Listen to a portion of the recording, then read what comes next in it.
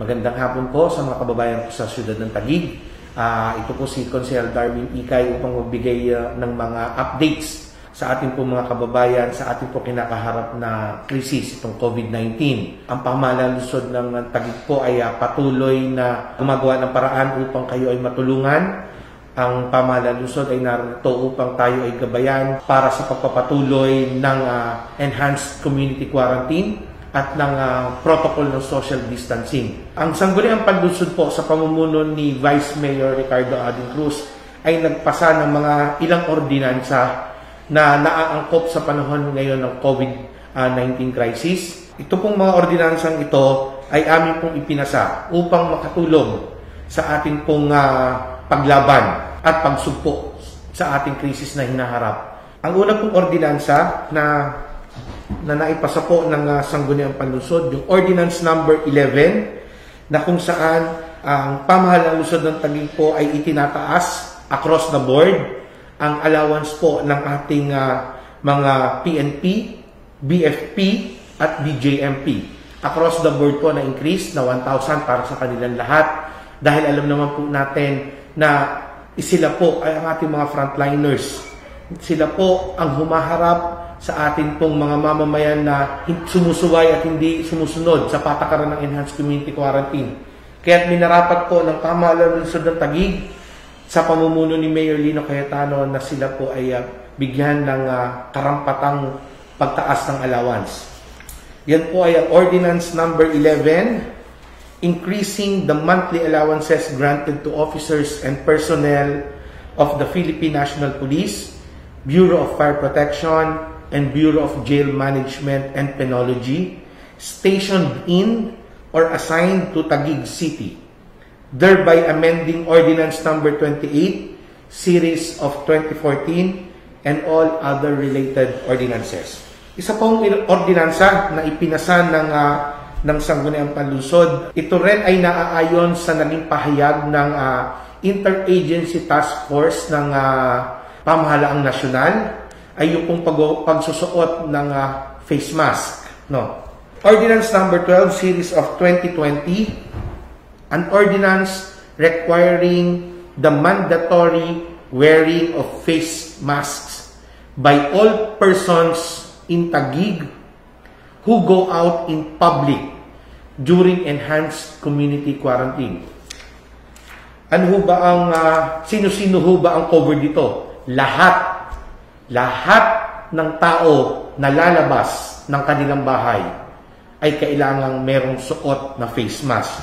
Ngayon, merong bang face mask na kailangan suot? Kailangan ba yan? Surgical mask? Kailangan ba yan? N95 mask? Hindi naman po. Ang ating po mga mask na pwedeng gamitin, surgical mask, cloth mask, katulad po dito, bandanas, o pwede hong gamitin yan, washable mask, yung pwede hong laban, N95 mask, at kung ano pa hong mask na maaaring gamitin. No. At yan po ay dapat nating suot kahit po saan lugar. Kahit po papasok tayo ng public place, ng private establishments, kailangan meron po tayong suot na face mask. Ngayon, nakapaloob din po sa provision ng ating batas, ang ating pong mga establishments, mga private buildings o private establishments, kailangan po na maglagay o magpaskil sa kanilang mga pinto na ang bawat papasok ay kailangan merong suot na face mask. Okay? Ngayon, maaari nilang hindi payagang pumasok ang sinuman na hindi nakasuot ng face mask. Kaya sa mga kababayan ko, napaka-importante po ngayon ng face mask. Bakit ho? Ito po ang paraan para naman kung ikaw ay biglang babahing, uubo, nakatakip ka. At kung meron man pong ibang babahing o uubo, meron kang face mask para ito naman po, ikaw ay maproteksyonan. At ano naman ho ang mga penalty na mangyayari kapag ikaw ay nahuli na hindi nakasuot ng face mask? Sa ilalim po ng batas, the offender shall attend community service or awareness campaigns on COVID-19 for at least 3 hours. 3 oras po na community quarantine. Or ikaw ay manonood ng palabas na kung saan ipapakita sa iyo ang hinaharap nating krisis na COVID-19. Second offense, the offender shall be monitored and strictly be prohibited from leaving his or her residence during the remaining period of the enhanced community quarantine, except for an emergency medical situation or when in imminent danger. Hindi ka na po palalabasin ng bahay. Kaya sa mga kababayan ko, magsuot po tayo ng face mask, lalo na po yung mga lalabas at bibili ng mga essential goods. Yan po ang Ordinance Number 12, Series of 2020. Nagpasa rin po tayo ng isang ordinansa na naglalayon na maibigay ang impormasyon na importante sa ating pong City Health Office or sa ating ZSU. Ito po yung Ordinance Number 13, Series of 2020. Mandatory reporting of minimum relevant information and health events pertaining to coronavirus disease of 2019. Ano ba ang purpose nitong ordinansa na to? Ito ay para i-report or i-disclose ang lahat ng relevant minimum information for the purpose of contact tracing, precautionary and remedial measures, care and prevention of spread and possible cure of COVID-19. Okay, ano ba yung kailangang i-report? Ito yung mga nasa ilalim ng batas. Una, any travel to a foreign or local destination within the past 30 days.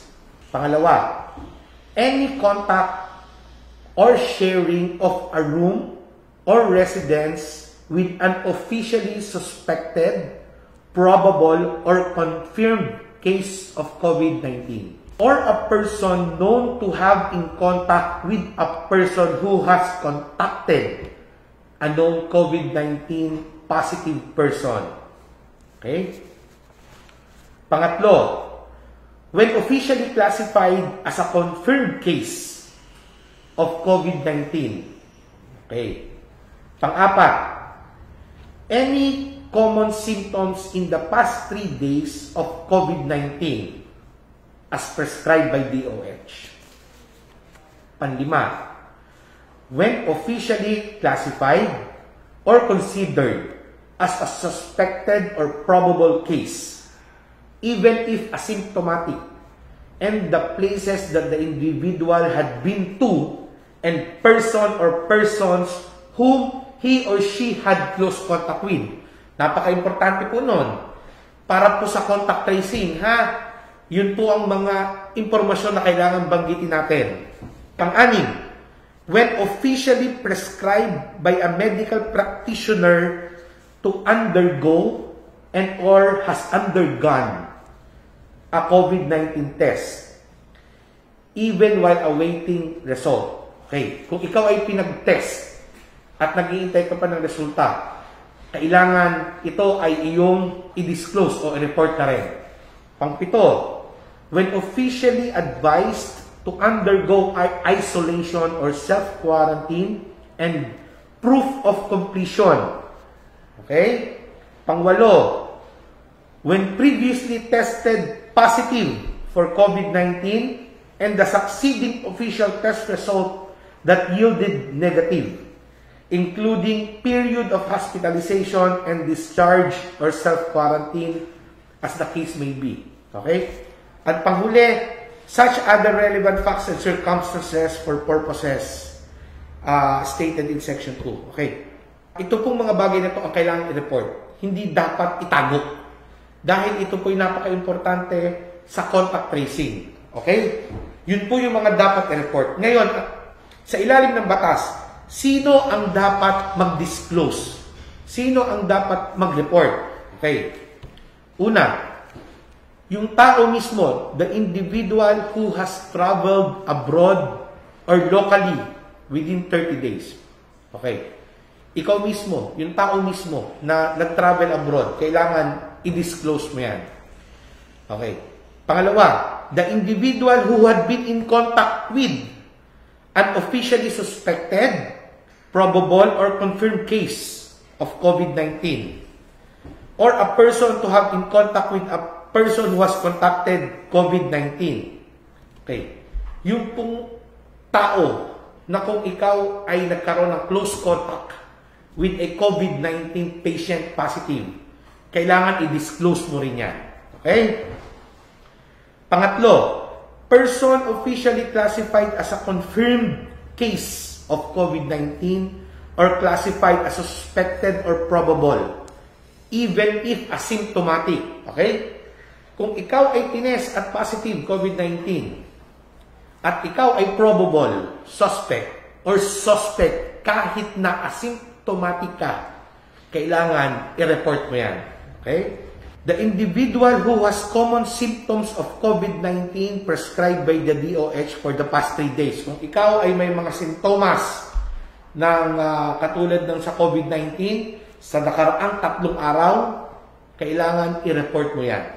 The individual officially prescribed by a medical practitioner na magpa-test ng COVID-19. Okay? Kanina binanggit natin yung mga kailangan report. Ito, sino ang dapat mag-report?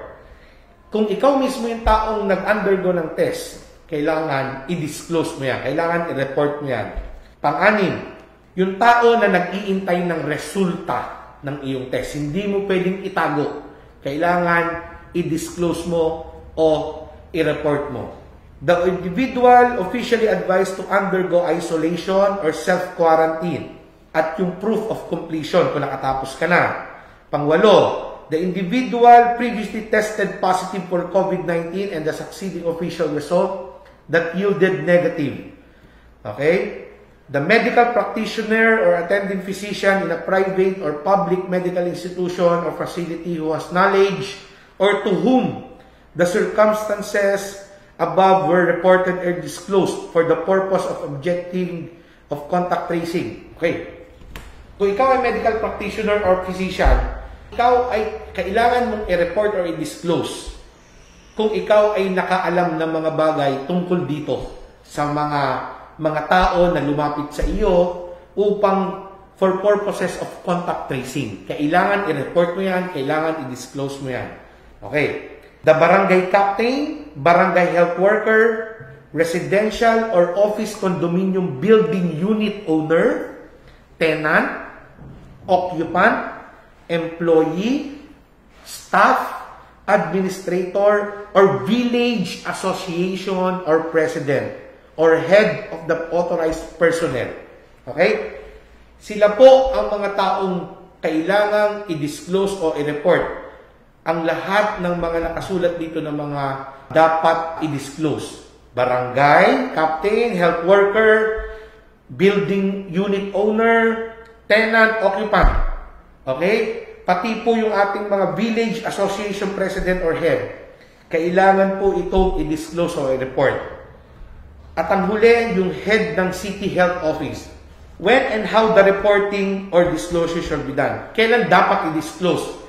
Kapag nalaman mo, within 24 hours, kailangan mo na itong i-report o i-disclose. Within 24 hours. Okay. Paano? Through official channel of communication as may be determined by DOH, City Health Office, or the City Mayor. Okay? Yan po ang mga dapat ipaabot o i-report o i-disclose sa ilalim ng batas na ito. Bakit po napaka-importante nito? Napaka-importante po ito para sa contact tracing, para hindi na po kumalat ang COVID-19. Ang impormasyon na to hindi dapat itago. Kailangan po itong i-disclose at i-report sa ating pong mga departamento na namamahala dito. Yan po ang Ordinance Number 13, Series of 2020, Mandatory Reporting of Minimum Relevant Information and Health Events pertaining to coronavirus disease of 2019. At ang pang-apat po at huling ordinansa na aking pong i-update sa inyo ngayon, Ordinance Number 14, Series of 2020, an ordinance authorizing the grant of COVID-19 hazard pay for all qualified employees and personnel, including those under job order and contract of service of the city government of Taguig and a one-time special risk allowance for health workers, appropriating funds thereof and for other purposes. Ito naman po ay tulong ng pamahalaan lungsod sa pamumuno ni Mayor Lino Cayetano, Vice Mayor Ading Cruz, sa ating pong mga empleyado ng syudad na patuloy na tumutulong at lumalaban, humaharap sa ating pong laban dito sa COVID-19. Sila po ay ating bibigyan ng hazard pay at dun po sa ating mga health workers naman po, kasama ang doktor, nurse at iba pa pong mga health workers, nagbigay din po tayo on top of hazard pay is a special risk allowance para po sa kanila. Yan po ay sa ilalim ng Ordinance number 14. Yan po ang mga ordinansa na ipinasa ng Sangguniang Panlunsod. Ang Sangguniang Panlunsod po ay patuloy na nagtatrabaho, patuloy na naglilingkod sa inyo upang mapaglabanan itong ating kinakaharap na krisis. Para naman ho sa update sa ating pong patuloy na pagbibigay ng stay-at-home food packs, nakapagbigay na po tayo ng umaabot sa 422,775 stay-at-home food packs na maaaring gamitin ng 4 to 5 days. At yan po ay tuloy-tuloy hanggang sa matapos natin ang pangalawang wave para sa bawat pamilyang Taguigenyo. Wala po tayong pipiliin. Bawat bahay po ay makakatanggap ng pangalawang wave ng stay-at-home food packs. At update na rin po sa ating patuloy na pagpapatupad ng enhanced community quarantine sa mga patuloy na lumalabag. Nakahuli po tayo ng mga ilang ating mga kababayan. Sa violation of RA 9165 and RA 11332, 4 po ang ating nahuli. Sa curfew for minors, 82 po ang ating nahuli. Sa violation of social distancing, 66 po ang ating nahuli. Sa unauthorized person outside residence, 255 po ang ating nahuli. Hindi po mag-aatubilit na tayo ay patuloy na sawayin at hulihin ang mga taong patuloy na hindi sumusunod sa batas at sa protocols ng enhanced community quarantine. Patuloy po namin kayong papahuli sa ating kapulisan at sa protocols ng social distancing. Yan po mga kababayan ang ating pong update sa araw na ito. Muli, kami po yung nakikiusap sa pamahalaan ng Lungsod ng Taguig. Ilang araw na lamang naman po kung tayo po ay susunod sa enhanced community quarantine, ito po yung maaaring malift. Pero kung tayo patuloy na susuway, baka po ito'y magtagal pa. Kaya kami po nakikiusap, gagawin ng pamahalaan ng Lungsod ng Taguig ng lahat para kayo'y matulungan at malalayan. Pero hihilingin namin ang tulong ninyo. Patuloy po kayong sumunod sa protocols ng enhanced community quarantine at sa social distancing. Kami po ay patuloy na sumusunod dito. Dito po sa Taguig, kami po ay nakikiusap, magtulong-tulong, magsama-sama tayo dito sa Taguig, magbayanihan po tayo. Maraming salamat at magandang hapon po sa inyong lahat.